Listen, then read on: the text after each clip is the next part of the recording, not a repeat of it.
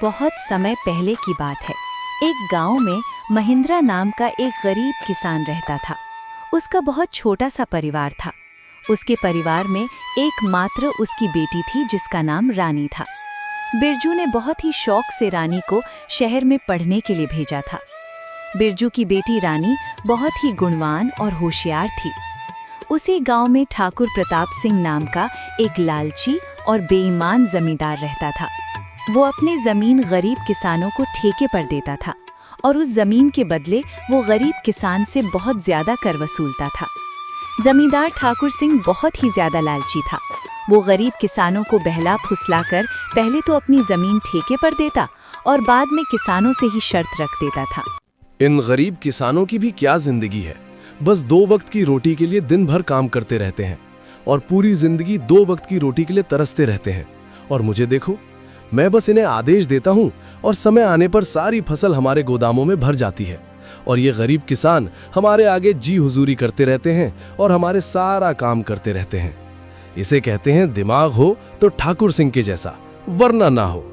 हाँ मालिक, आप तो यहाँ के जमींदार हैं और किसानों को अपनी मुट्ठी में रखते हैं। इनको कैसे इस्तेमाल करना है यह आप भली भांति जानते हो। मालिक, यहाँ क्या, अगल बगल की और भी गाँव पर आप ही का राज्य है। आपकी मर्जी के बिना तो एक पत्ता भी नहीं हिलता। इसीलिए तो मैं यहाँ का राजा हूँ।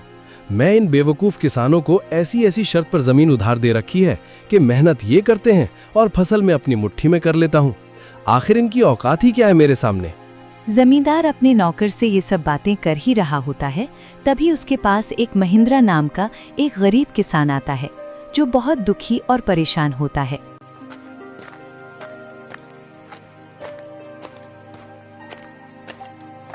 मालिक, मैंने सुना है कि आप किसानों को जमीन ठेके पर देते हो। अरे हाँ भाई, तुमने बिल्कुल ठीक सुना है। मैं अपनी जमीन किसानों को ठेके पर देता हूँ। मालिक, आप मुझे भी अपनी जमीन ठेके पर दे दीजिए।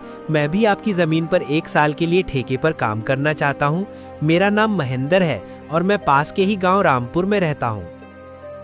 अच्छा ठीक है महेंद्र, मैं तुम्हें अपनी जमीन ठेके पर दे दूंगा, लेकिन मैं अपनी जमीन ठेके पर देने पहले कुछ शर्त रखता हूँ, ठीक है?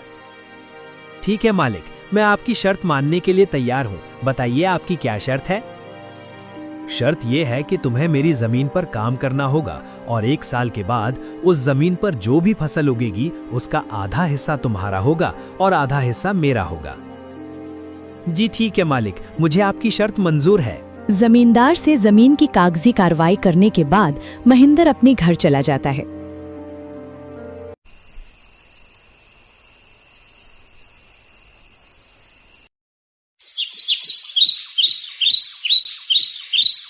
और अगले दिन खेती करने के लिए उस खेत में पहुंच जाता है। चलो, अब जमींदार साहब से जमीन तो ले ली है, अब इसमें खेती करना शुरू कर देता हूँ। उम्मीद है इस जमीन पर अच्छी फसल होगी। मुझे इस जमीन पर बहुत मेहनत करनी होगी, तभी मेरे लिए कुछ बच पाएगा। महेंद्र उस खेत पर दिन रात मेहनत करके फसल उगाता है। कुछ महीनों बाद गेहूं की फसल उगकर तैयार हो जाती है और महेंद्र गेहूं की फसल की कटाई शुरू कर देता है। महेंद्र के उगाए हुए फसलों की खबर जमींदार ठाकुर सिंह के कानों तक पहुंचती है।